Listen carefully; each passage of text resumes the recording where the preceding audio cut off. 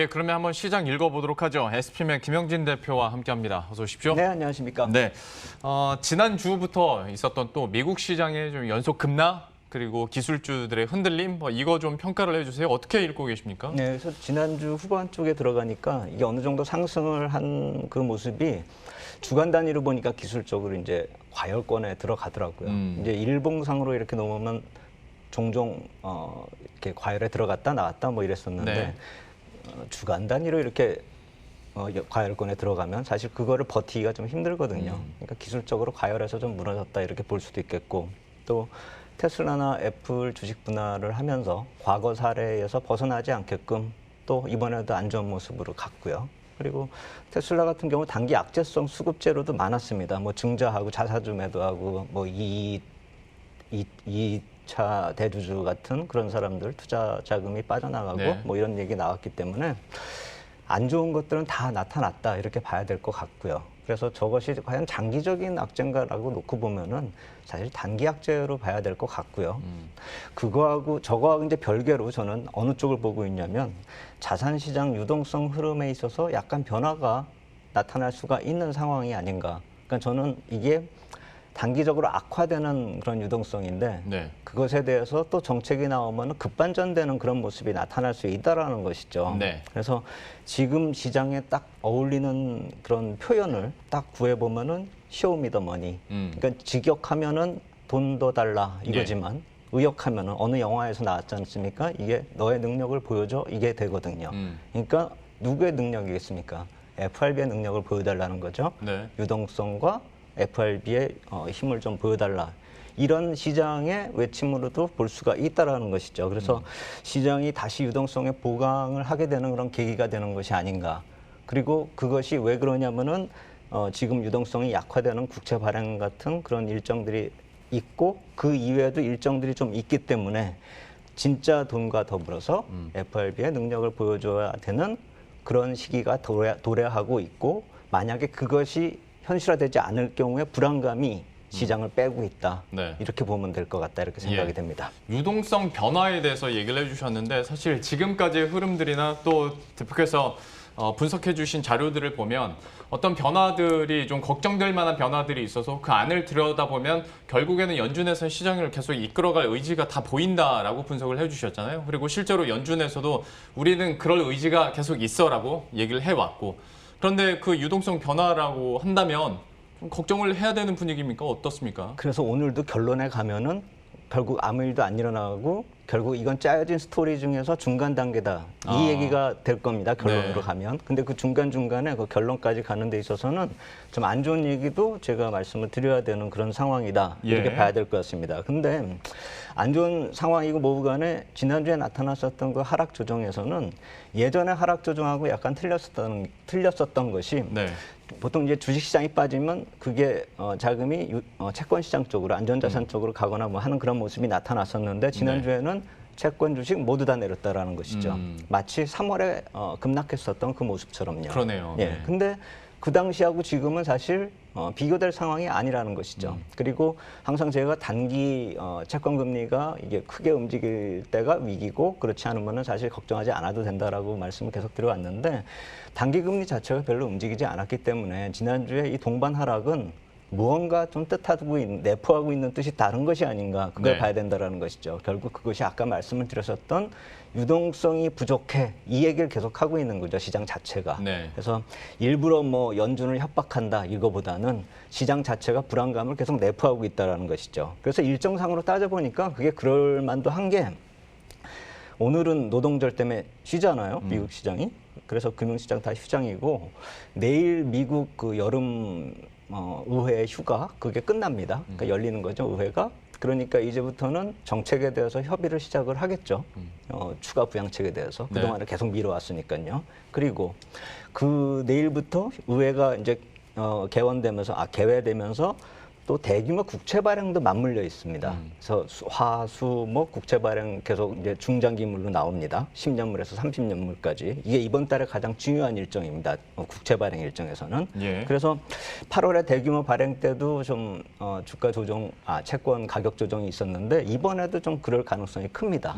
그리고 그게 이번 주로 끝나는 게 아니라 다음 주에도 있고 다다음 주에도 있습니다. 다음 주에 20년에서 30년물 있고 다다음 주에 5년에서 7년물짜리가 있어서 다음 주 중반까지는 좀 부담인데 여기 참 묘하게도 9월 달에 증가되는 물량이 8월보다도 오히려 한 500억 달러 더 늘어나거든요. 2,182억 달러가 증가하는데 그 발행 딱 중간에 FOMC 회의가 있습니다.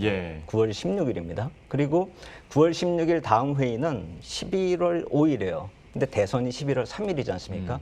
그럼 대선 직전에 마지막 FOMC 회의고 그리고 분기말 회의가 되는 거죠. 9월이니까요. 네. 그렇기 때문에 중장기 이 금리 전망에 있어서도 중요한 시그널을 제시를 할 테고 대선의 직전에 마지막 회의이기 때문에 어떤 식으로든 정책에 힘을 보여줄 만한 타이밍이고 네. 그리고 아까 말씀드렸듯이 채권 발행이 엄청나게 늘어나기 때문에 어떤 식으로든지 코멘트가 나와야 된다라는 것이죠. 요전 회의 때는 YCC 안 하겠다, 일드 커브 컨트롤 안 하겠다라고 얘기를 했는데 이번에는 시장이 만약에 그 이전을 흔들흔들거리면 어떤 식으로든 긍정적인 말이 나올 수도 있다. 지난 주말에 파월 의장이 라디오 인터뷰를 했었는데요. 그게 저점에서 550포인트를 끌어올리는 별다른 말을 하지 않았음에도 불구하고 저금리는 지속될 것이고 그게 주식의 인플레이션하고는 별로 상관이 없다. 이런 식으로 표현을 했기 때문에 향후에 계속 주식값이 올라도 주식값이 지금의 버블이 유지돼도 계속 유동성을 공급하겠다라는 뜻으로 이해가 되기 때문에 그때부터 550포인트나 끌어올렸단 말입니다. 네. 물론 장 마감에 다시 내렸지만요.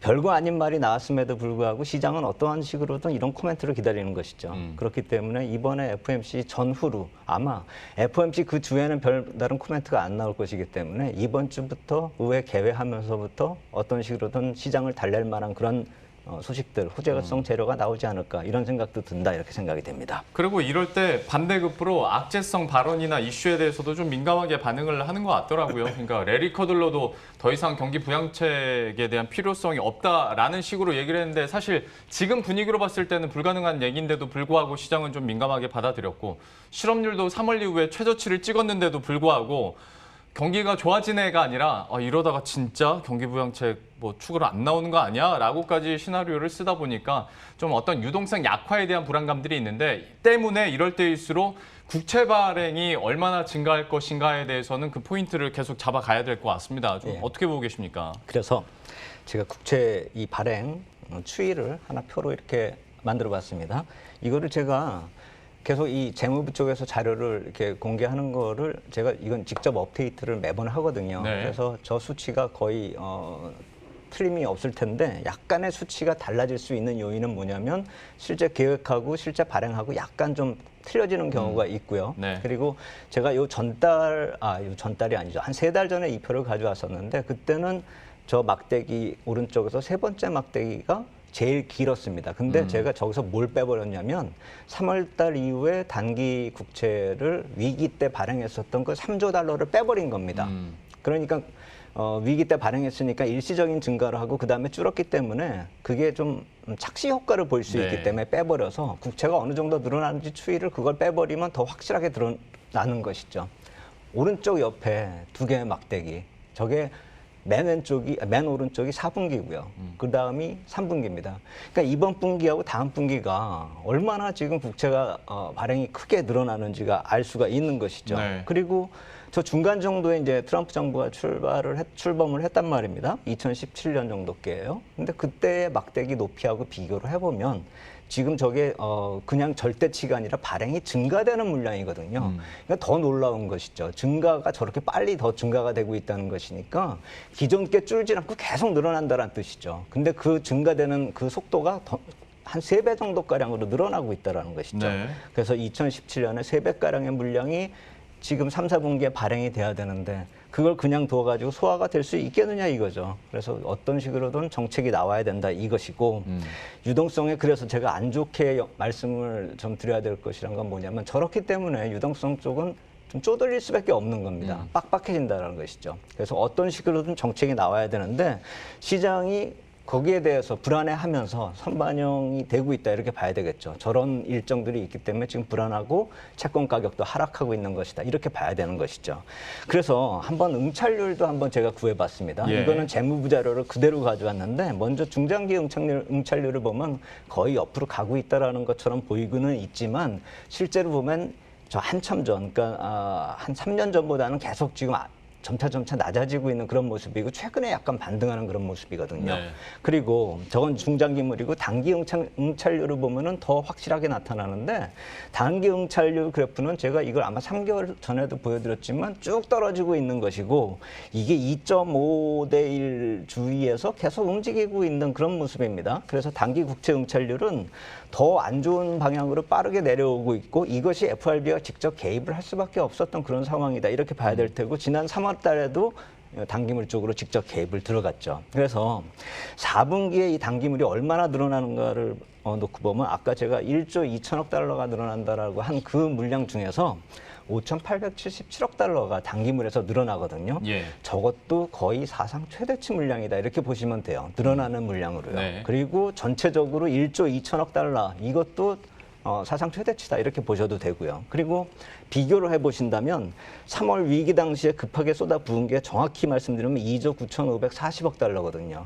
거기에 비교해봤을 때 4분기에 그냥 위기도 아닌데 저 정도의 물량이 나온다라고 한다면 어떤 식으로든 FRB 쪽에서 조치가 필요한 것이고 그것에 대해서 불안감이 표시되면서 어떠한 식으로든 아까 말씀 맨 처음에 드렸었던 쇼미더머니 너희들의 그 능력을 보여달라 이렇게 시장이 움직일 수밖에 없는 상황이다 이렇게 봐야 될 것 같습니다. 그러면 단도직입적으로 어떤 시장에 사인을 줘야 시장이 좀 안심할까에 대해서는 관련 대책은 좀 어떻게 아이디어 갖고 계세요? 그렇죠. 미국 의회가 재개되니까 이제 그쪽도 어느 정도 기대감이 살아날 수 있습니다. 그렇죠. 그쪽에서 어떤 식으로든 합의가 되면은 그게 이제 정책으로 반영이 되면서 그건 대단한 호재가 될 수 있겠죠. 네. 그리고 아까 말씀드린 분기 FOMC 회의 이거는 중장기 전망이 나오니까 무게감이 더할 것입니다. 그리고 어떤 식으로든 표현이 될 겁니다. 꼭 YCC가 아니더라도 네. 무엇이 됐든 간에 나올 것입니다. 그래서 정책은 지속된다 보는 게 맞을 겁니다. 왜냐하면 저걸 아까 보여드린 표처럼 그동안에 저것이 유지돼 왔었던 거 너무 안정적이었다라는 것이 오히려 불안할 수밖에 없는 이유는 FRB가 금리가 너무 안정적으로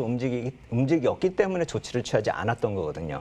하지만 실제로 보면은 이번에는 움직이고 있고 시장이 흔들거리고 있기 때문에 이런 엄청난 발행 물량이 나오기 전에 어떤 식으로든 조치가 나온다라는 것이죠. 그럼 네. 우리가 충분히 짐작을 할 수 있습니다. 그래서 8일부터 오늘부터 15일까지 이제 국채 발행 기간이고 16일에 FOMC 회의이기 때문에 예. 어떤 식으로든 정책은 나올 것이다. 이렇게 보면서 지금의 시장이 흔들거리는 게 엑시트기에는 아니다. 투자 타이밍을 좀 조절할 필요가 있는 그런 기회로 볼 필요가 있는 시기다. 이렇게 말씀을 드리겠습니다. 쇼미더머니의 미 의회와 연준이 답을 줄지 한번 기대해 보도록 하죠. SPM의 김영진 대표와 함께했고요. 저희들도 여기서 함께 인사드리도록 하겠습니다. 오늘 장 끝까지 마무리 잘 하시고 저희들은 내일 이 시간에 다시 찾아뵙도록 하겠습니다. 시청해주신 여러분 고맙습니다.